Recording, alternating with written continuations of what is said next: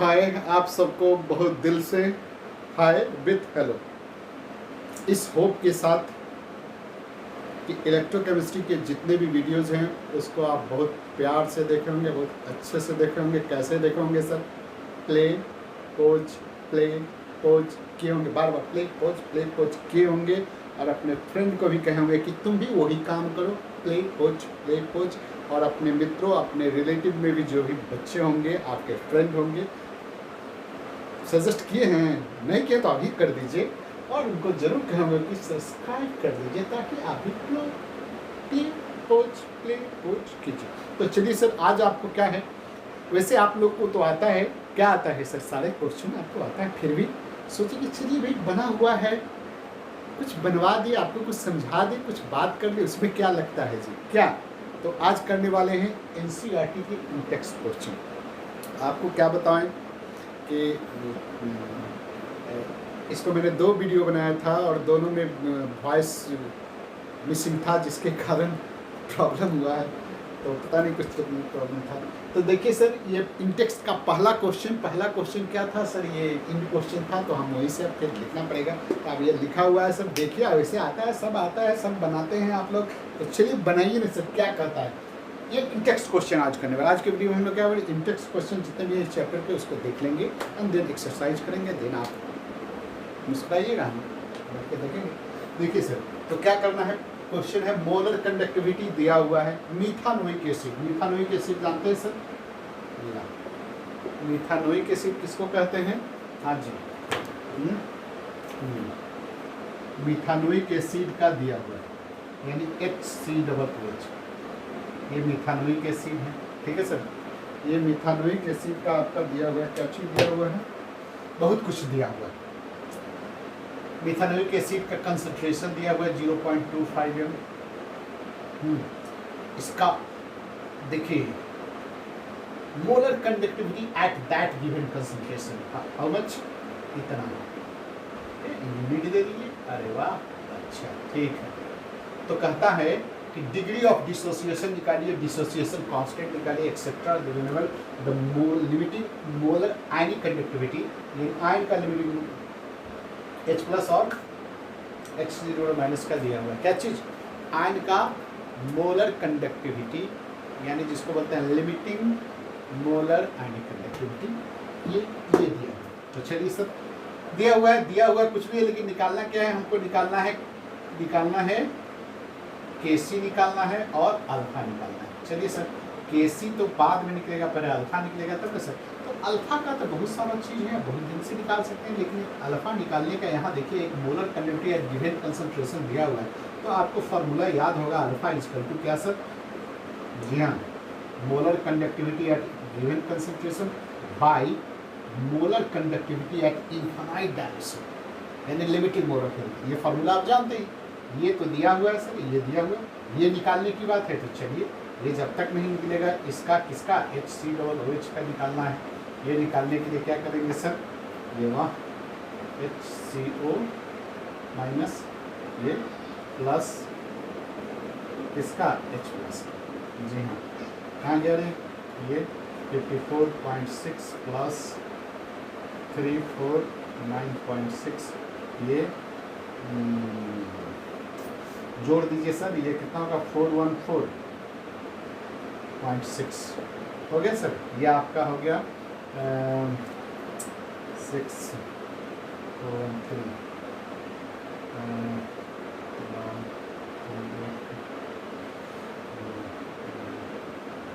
देखिए जोड़ करके ये 404 होता है सर, 404.6। अब जरा देखिए इस वैल्यू को यहाँ रख दीजिए सर, ये है आपका कितना?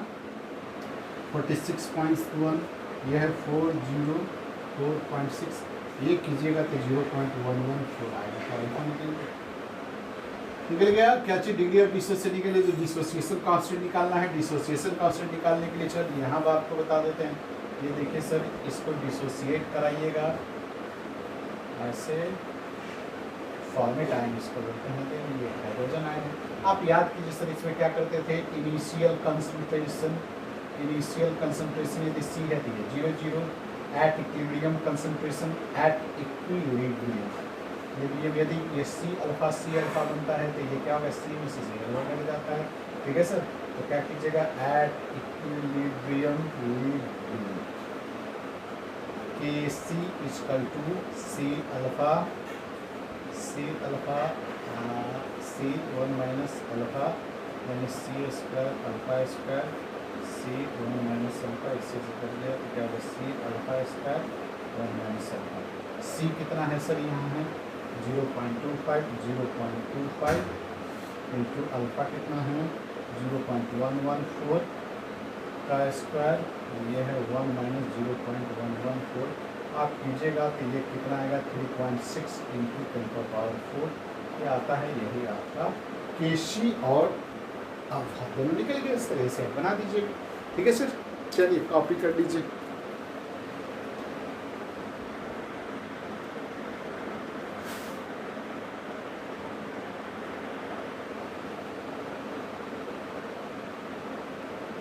देखिए यहाँ दो क्वेश्चन हम लिखे हैं। How would you determine the standard electrode potential of energy. किसी भी मेटल्स का या किसी भी एलिमेंट का हम लोग इलेक्ट्रोड पोटेंशियल कैसे निकालते हैं, स्टैंडर्ड इलेक्ट्रोड पोटेंशियल कैसे निकालते हैं, बहुत अच्छा ढंग से हम जानते हैं। एसएचजी से जोड़ के निकालते हैं। एसएचजी से जोड़ के कैसे निकालते हैं वो भी आपको बताए थे, एक अच्छा खासा वीडियो बना हुआ है सर इसमें। फिर भी सर रैपिड एक्शन में थोड़ा बता दें। देखिए सर क्या करते हैं, किसी मेटल को जैसे ये मैग्नीशियम है उसको आप जोड़ देते हैं, यहाँ SHE होता है, ये SHE है सर, ये SHE है। इससे आप इस मेटल को जोड़ देते हैं, ऐसे जोड़ते हैं सर, यहाँ पोटेंशियल भी निकालते हैं। मान लीजिए ये मैग्नीशियम है सर, ठीक है। यहाँ वोल्ट मीटर का रीडिंग इतना आप निकाल लिए, कितना 2.35 वोल्ट निकाल लिए, ठीक है। यहाँ ये एनोड की तरह काम कर रहा है, ये एनोड की तरह काम कर रहा है। एनोड का मतलब यहाँ ये mg, यहाँ ऑक्सीडेशन पोटेंशियल जो होगा ये वैल्यू ऑक्सीडेशन, यहाँ देखिए ऑक्सीडेशन पोटेंशियल है इसका ये। तो यहाँ ये जो रीडिंग है ये इसका क्या है, इसका ये mg का क्या है, ऑक्सीडेशन पोटेंशियल है, नहीं ये यही है, ये ऑक्सीडेशन पोटेंशियल है कितना 2.35 वोल्ट। यदि हम रिडक्शन की बात करें, ये इसका क्या है ऑक्सीडेशन पोटेंशियल है और इसका क्या है रिडक्शन है, लेकिन इसको तो जीरो ले लेना है, कुछ भी इसको वैल्यू देना ही नहीं है SHE को, ठीक है सर। तो ये दिस वैल्यू इज द क्या है, इसको आप बोलते हैं SOP, यानी स्टैंडर्ड ऑक्सीडेशन पोटेंशियल का वैल्यू। और यही स्टैंडर्ड रिडक्शन पोटेंशियल यदि हम निकालना चाहें, ठीक है सर, उल्टा कर देंगे, ठीक है। तो ये क्या हो जाएगा, इसमें माइनस लग जाएगा, ये जो ऑक्सीडेशन पोटेंशियल रिडक्शन हो गया इसका। तो मोस्ट ऑफ मेटल जो हाइड्रोजन सुपर है उसमें क्या है, वो ऑक्सीडेशन करता है, तो वो उसका जो वैल्यू होता है वो ऑक्सीडेशन पोटेंशियल होता है, उसको उल्टा कर देते हैं, साइन कन्वेंशन उल्टा कर देते हैं तो माइनस लग जाता है, तो उसका रिडक्शन पोटेंशियल होता है। दैट्स वाई हाइड्रोजन सुपर जितना भी एलिमेंट है सब ऑक्सीडाइज करता है, इसलिए उसका रिडक्शन पोटेंशियल निगेटिव में आता है, निगेटिव कर देने से, अपोजिट करने से। बट हाइड्रोजन से जितना भी एलिमेंट है वो सबका पॉजिटिव ऑलरेडी हाइड्रोजन से जब जोड़ेंगे दूसरे किसी का, मान लीजिए कॉपर का ही आप जोड़ते हैं, है ना, तो कॉपर को जब आप जोड़ते हैं तो उस समय क्या करते हैं, यहाँ SHE रहता है, ठीक है सर, यहाँ आपका कॉपर रहता है, यहाँ वैल्यू कितना आया 0.35 वोल्ट आया। तो ये SHE का ये क्या हो गया, ये ऑक्सीडेशन पोटेंशियल, लेकिन कहे नहीं बेचारे का ये ऑक्सीडेशन है, लेकिन इसको जीरो लेना है, क्यों लेते हैं पता ही नहीं। लेकिन ये वैल्यू इसके लिए कॉपर के लिए क्या होगा, रिडक्शन पोटेंशियल होगा, तो ये वैल्यू इसके लिए क्या होगा, रिडक्शन पोटेंशियल, तो ये पॉजिटिव आ गया। इसको उल्टा करने के लिए ये SHE का ये ऑक्सीडेशन है और ये कॉपर का रिडक्शन। तो हाइड्रोजन से जितना नीचे है वो चूंकि कैथोड की तरह काम करता है, गेन करता है, तो वो वैल्यू डायरेक्टली पॉजिटिव आता है, क्योंकि वो SHE ऑक्सीडाइज करता है और वो मेटल हाइड्रोजन से नीचे वाला जितना भी सब रिड्यूस करता है, तो वो वैल्यू सीधा उसका रिडक्शन पोटेंशियल पॉजिटिव साइन आता है। जबकि हाइड्रोजन से ऊपर वाला जितना भी एलिमेंट है हाइड्रोजन के रिस्पेक्ट में वो ऑक्सीडाइज करता है, वो ऑक्सीडेशन पोटेंशियल होता है, देन उसका उल्टा कर लेते हैं तो माइनस आता है, दैट्स व्हाई रिडक्शन पोटेंशियल होता है। तो इस ढंग से आप करके निकालते हैं, या ऐसे भी नहीं करना है तो आपको पता है EMF इक्वल टू क्या होता है, E cathode minus C anode, cathode minus E anode करके आप निकाल सकते हैं। ये भी एक फार्मूला एकदम ट्रेडिशनल फार्मूला पर बैठा देंगे। EMF ये क्या है, this is the cell potential, ये आपका क्या है सेल पोटेंशियल है, तो ये आप कर दीजिए कितना 2.35, ये सेल का पोटेंशियल हो गया। कैथोड यहाँ कौन है SHE, इसको आपको जीरो लेना है, एनोड का, एनोड आपका कौन है, ये Mg है, एनोड, ये Mg का है, एनोड है, ये reduction potential of anode is equal to कितना हो गया, anode is equal to -2.35 volt.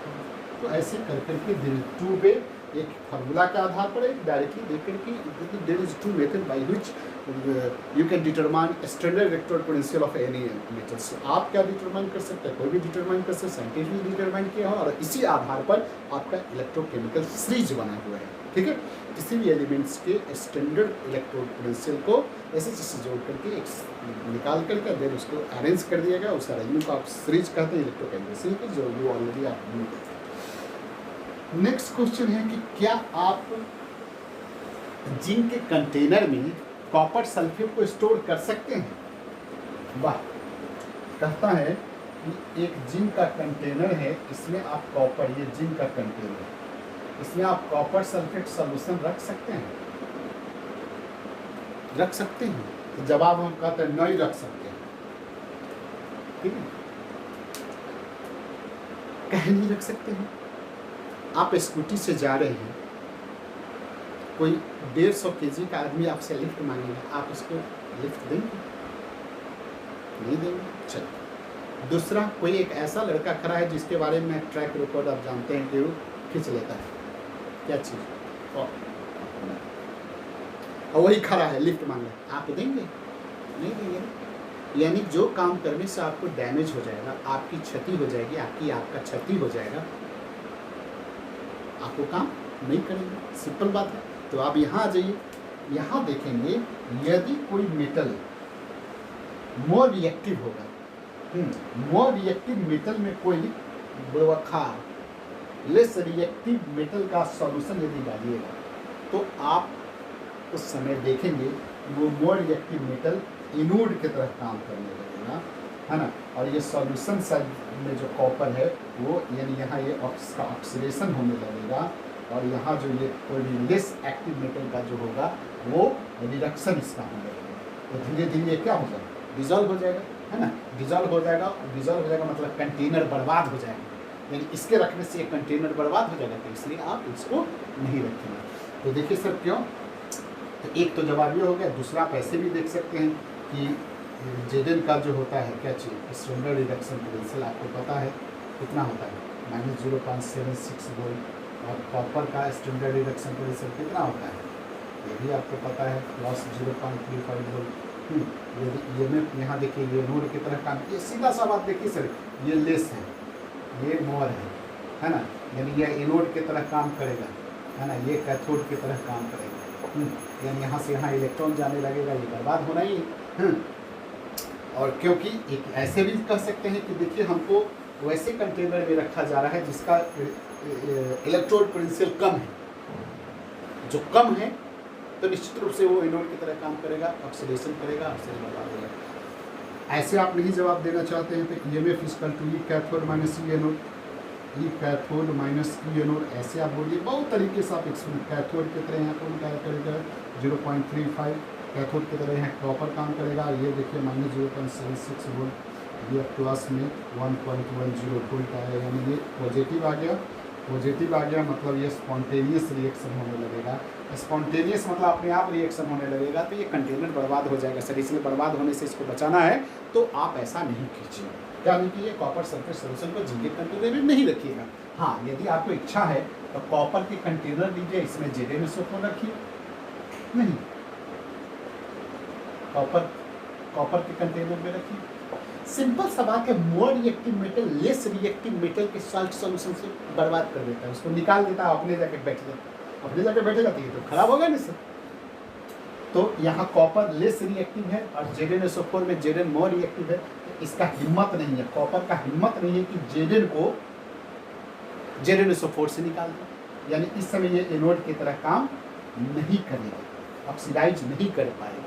ठीक है, जब तक ऑक्सीडाइज नहीं करेगा, Zn2+ के फॉर्म में है ना, इसको 2 इलेक्ट्रॉन कोई देने वाला नहीं होगा, तब तक इसमें से काहे निकलेगा। ठीक है, तो आप इस समय रख सकते हैं, यानी मोर रिएक्टिव मेटल्स के कंटेनर में लेस रिएक्टिव मेटल के सॉल्यूशन को आप नहीं रख सकते हैं।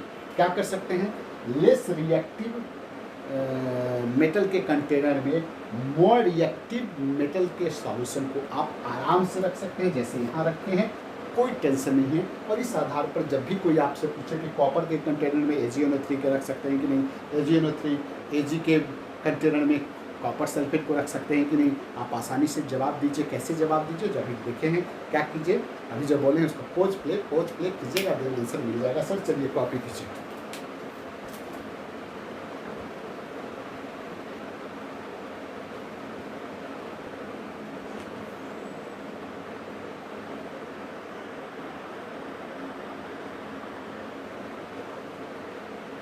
देखिए क्वेश्चन लिखा है कि कंसल्ट द टेबल, टेबल से कंसल्ट करके आप ये बताइए कि फेरस आयन किस कंडीशन में, ferrous ion can oxidise under suitable. 3 substance का आप नाम बताइए जो कि फेरस आयन को क्या कर देता हो, ऑक्सीडाइज कर देता हो एक सुटेबल कंडीशन।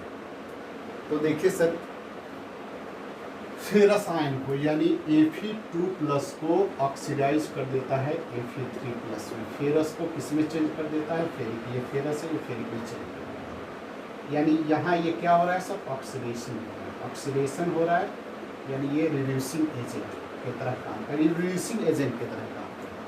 तो आपको पता है सर, क्या पता है कि मान लीजिए ये इसका स्टैंडर्ड इलेक्ट्रोड पोटेंशियल आपका -0.771 होता है, यानी ये Fe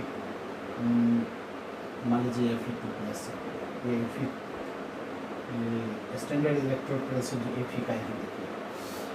तो आपको पता है कि इससे इसको यहाँ ऑक्सीडेशन कर रहा है, तो इससे जो भी नीचे होगा वो क्या होगा, स्ट्रॉन्ग ऑक्सीडाइजिंग एजेंट होता है, वो होता है ऑक्सीडाइजिंग एजेंट, और ऊपर क्या होगा, रिड्यूसिंग एजेंट। जैसे हाइड्रोजन से ऊपर, हाइड्रोजन बताया था ना, हाइड्रोजन से जितना ऊपर होता है वो हाइड्रोजन से मोर स्ट्रॉन्गर रिड्यूसिंग एजेंट होता है, नीचे जो होता है स्ट्रॉन्ग ऑक्सीडाइजिंग एजेंट होता है। वैसे भी आप इलेक्ट्रोकेमिकल सीरीज में आप जाके देखिए अच्छा से।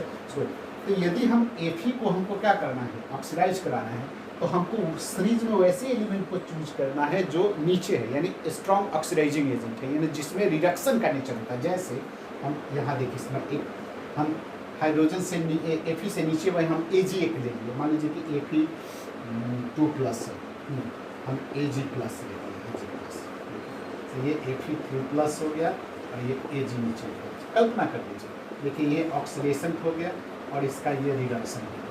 और ये ऑक्सीडेशन हो रहा है, मतलब ये आपको पता है जो ऑक्सीडेशन करता है वो उल्टा रिड्यूसिंग एजेंट, LIC का एजेंट, खुद LIC नहीं करवाएगा, दूसरे को LIC करवाता है। तो ऑक्सीडाइजिंग रिड्यूसिंग एजेंट का क्या मतलब है, रिडक्शन करवाने वाला खुद उल्टा करेगा, यानी खुद ऑक्सीडेशन करेगा तो रिड्यूसिंग एजेंट होगा। यहाँ देखिए ये रिडक्शन कर रहा है, ये सब आपको पता है, रिडक्शन कर रहा है तो ये ऑक्सीडाइजिंग एजेंट होगा।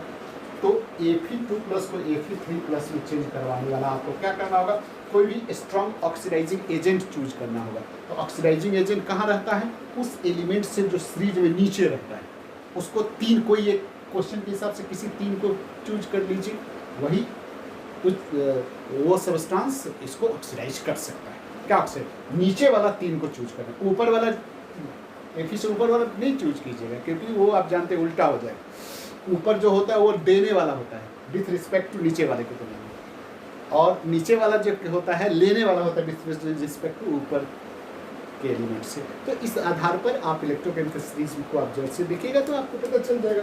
इस आधार पर Fe से नीचे आपकी कोई भी 3 Br2 Cl2 I2 कोई भी 3 सब्सटेंस लीजिए, वो क्या करेगा, ये ऑक्सीडाइजिंग एजेंट होगा with respect to ferrous ion, और जो ऑक्सीडाइजिंग एजेंट मतलब रिडक्शन करेगा, है ना, और उसको इसमें चेंज होने में हेल्प करेगा, है ना। तो चलिए नेक्स्ट कहता है कि कैलकुलेट द हाइड्रोजन का इलेक्ट्रोड पोटेंशियल निकालिए, हाइड्रोजन का इलेक्ट्रोड पोटेंशियल निकालिए जब उसको हम एक ऐसे सॉल्यूशन में डाल देते हैं जिसका pH स्केल है। तो चलिए हाइड्रोजन में देखिए सर, H2 ऐसे ही होता है। आप यदि ये निकालना चाहते हैं, ये स्टैंडर्ड इलेक्ट्रोड पोटेंशियल हो गया 0.0, ये फार्मूला आपको पता ही है, N log, ये तो ऊपर जाएगा, ये प्रोडक्ट बाई रिएक्टेंट, तो ये 1/H+ का कंसंट्रेशन हो गया, ठीक है सर। यहाँ ये तो आपका 0 हो जाएगा, ये 0.0591, यहाँ N1 हो जाएगा log 1/H+ का कंसंट्रेशन, अब H प्लस का कंसंट्रेशन आपको देखिए pH equal to minus log H plus का कंसंट्रेशन यही होता है सर। pH यदि 10 है तो माइनस लॉग, इसको यदि -10 लॉग H प्लस नहीं होगा सर। यदि यह 10 के बेस में रहता है तो H प्लस का कंसंट्रेशन क्या हो गया सर, 10 का पावर -10। देखिए 10 का पावर -10 10 बेस के कारण ये माइनस ऐसे हो गया। यहाँ पे यहाँ रख दीजिए तो -0.0591 नज़र आ रहा है सर। चलिए इसको हम यहाँ देखें। इसको यदि आप आगे बढ़ा दीजिए, मानी इसके वैल्यू को यहाँ पुट कर दीजिए तो E इक्वल टू -0.0591 लॉग 1/10⁻⁻10। इसको आप सोल्व कीजिए सर, ऊपर जाएगा तो कितना होगा, -0.059 इंटू इसका ऊपर जाएगा तो कितना हो जाएगा, वैल्यू 10 हो गया। ये आंसर क्या होगा, 0.591। मल्टीप्लाई कर दिया, इसका वैल्यू ऊपर जाएगा 10 आ जाएगा ना सर। लॉग का वैल्यू, लॉग 1/10⁻⁻10 का वैल्यू कितना होगा, 10। इस पूरे का वैल्यू कितना होगा, 10। देखिए सर आता ही ना, चलिए कॉपी कर लीजिए।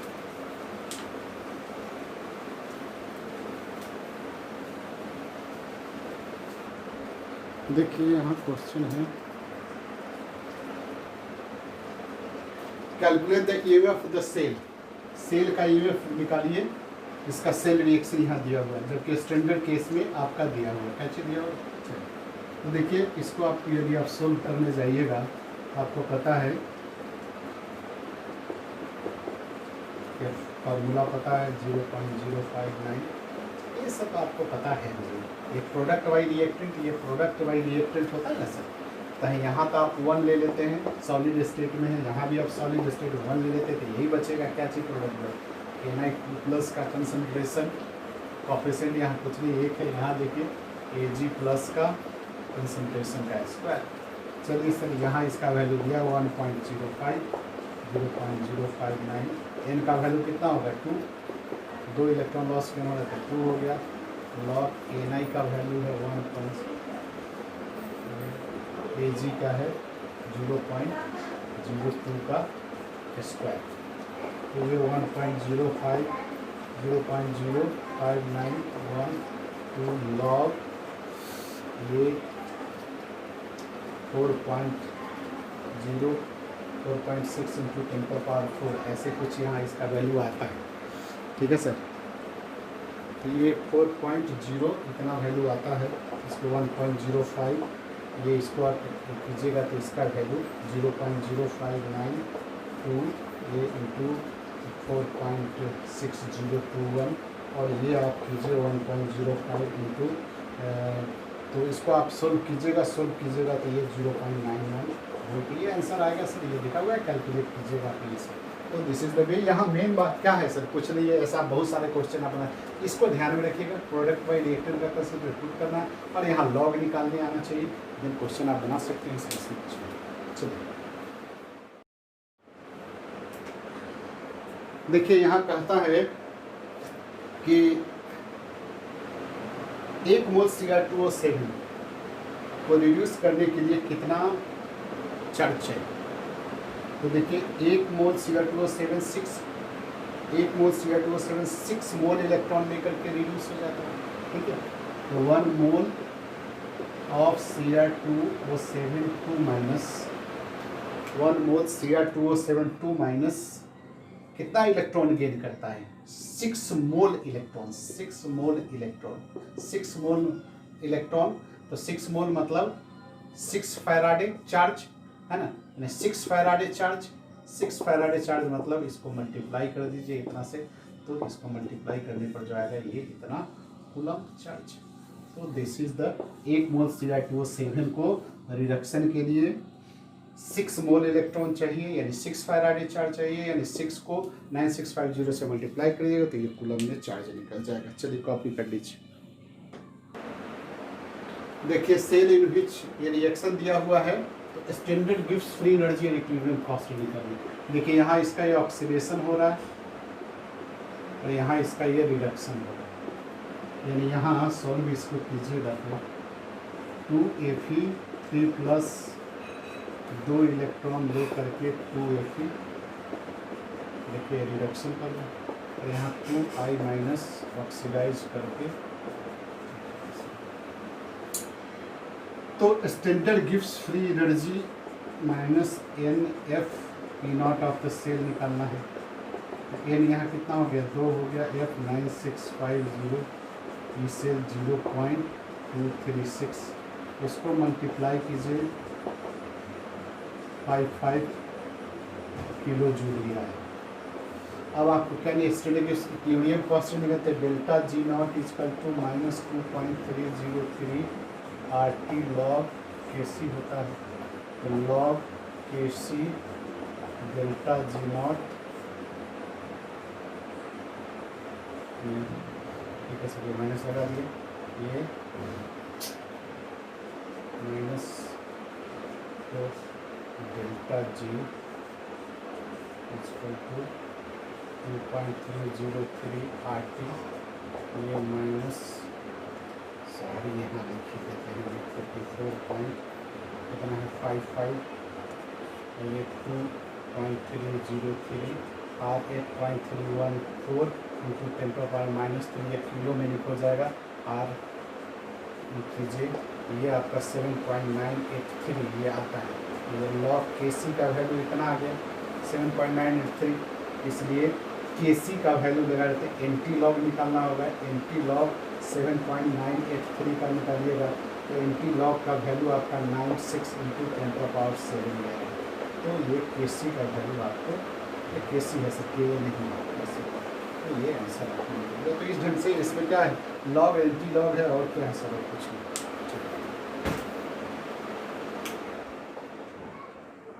लॉग एंटी लॉग से कर, देखिए यहाँ कहता है कि एक वायर से करंट, एक तार है, इससे 0.5 एम्पियर का करंट यानी I फ्लो करता है इससे वायर से, कितना T, कितना 2 आवर्स के लिए, तो इससे कितना इलेक्ट्रॉन फ्लो करता है। यदि 2 एम्पियर 0.5 एम्पियर का करंट 2 आवर तक फ्लो करता है, तो इससे how much electron is flow. तो इसके लिए तो चार्ज निकालना है, चार्ज इसका 2I इंटू T, ये 0.5 हो गया, टाइम हो गया 2 आवर का मतलब 60, मल्टीप्लाई कर दीजिए, मिनट सेकेंड हो गया, ये 30, इतना आपका कूलम चार्ज हो गया। तो आपको पता है 1 मोल इलेक्ट्रॉन का चार्ज 9650 कूलम होता है, या 965 यानी 1 फैराडे में कितना इलेक्ट्रॉन फ्लो करता है, 1 मोल, तो इसलिए 1 फैराडे मतलब 965, इतना कूलम इलेक्ट्रिसिटी यदि फ्लो करता है, that is equal to 6.023 into 10⁻, इतना इलेक्ट्रॉन्स के बराबर होता है। इसलिए 1 कूलम इलेक्ट्रिसिटी में